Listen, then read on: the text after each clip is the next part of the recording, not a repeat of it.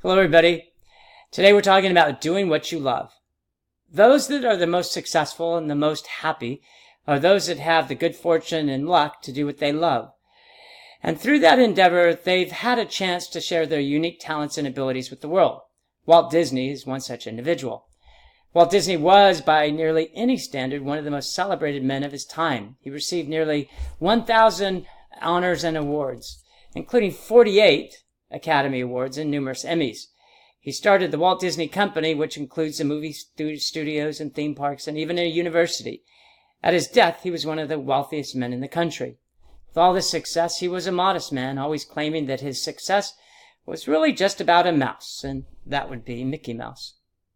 Walt's ancestors came from Ireland, and he was born in 1901. His father started as a farmer in Canada, but moved to the United States after farming became unprofitable. Walt's father took a number of jobs. It was clear that he had the imagination and drive that Walt later showcased with such astounding success in the movie and entertainment sectors, but it didn't work in the same manner of which it worked for Walt. Walt developed a love of drawing and trains in his youth. In fact, he would later build a miniature train track at his home in Los Angeles. And he and his family owned the Disneyland Railroad for a number of years, even though the Disney Company owned the theme parks. In fact, Walt and his family used to get paid every time somebody rode that railroad at Disneyland. World War I was raging while Walt was in high school, and though he was only 17, which was short of the minimum age required to join the military at the time, he dreamed of serving his country. Since he couldn't join the armed forces, he joined the Red Cross as an ambulance driver. Even then, his talents as an artist were on display. His ambulance was covered with various drawings and cartoons. After the war, he developed cartoons for a firm in Kansas City. A few years later, he set out to create his own firm with a partner, an individual who was much better at illustrations than Walt and who was the driving force in the success of the Disney brand. It was called Ub Iwerks, and Walt developed a production of Oswald the Lucky Rabbit, which was sold to Charles B. Mintz.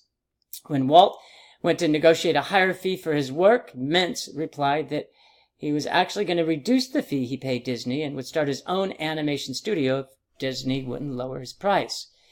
Disney declined, and shortly thereafter, he lost most of his staff. He had to start all over, and while this reverse may have seemed like a stunning fall for Walt, its impact had little effect on his passion for drawing and art. Walt moved to Los Angeles in 1923, and with the financial support of his brother, who would become his lifelong business partner, he created the short movie Steamboat Willie, featuring a mouse named Mickey.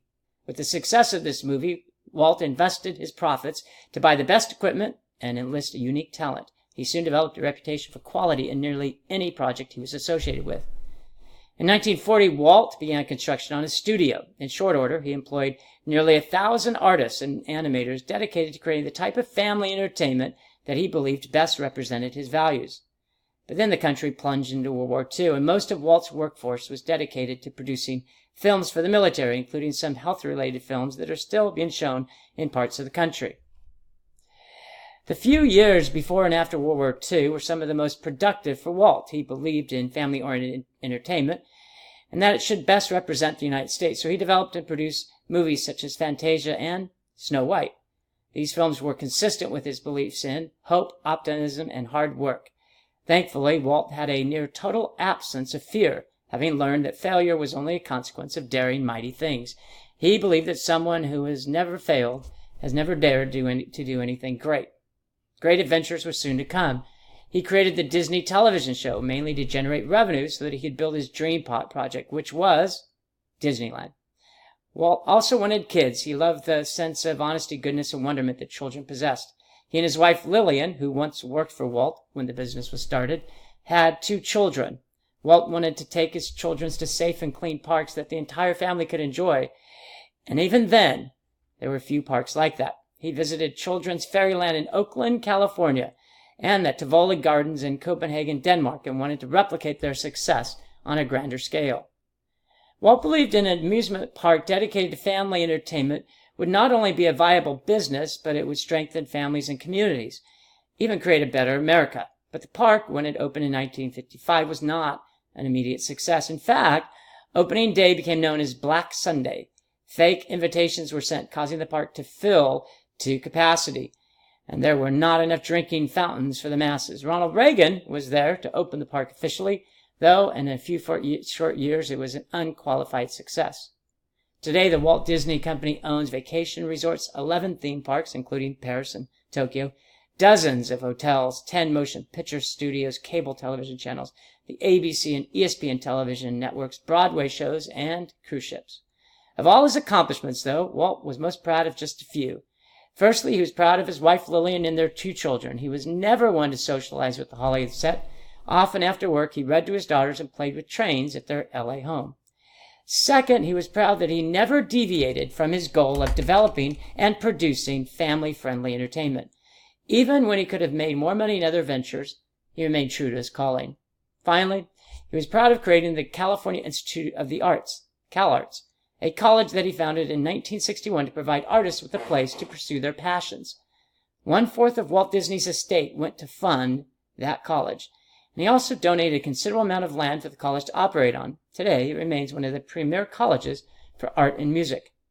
Walt had a passion for art and entertainment, but also a drive to create a good name for his family. He once said that he was just very, very happy, which often comes when one spends his life doing what he loves. He was a kind person to work for, unfailingly honest, generous with his time and money, and dedicated to the pursuit of genuine goodness in society. The pursuit of sharing one's passion can create a great person, and that, in essence, was what Walt Disney was. That can be you too, because if you follow your passion, your mind gains its inspiration, your heart skips a beat, and your life has a purpose. What a way to spend your days on earth, and what an inspiration you can be for those who come after. Always my best, everybody. Enjoy today and tomorrow. Take care.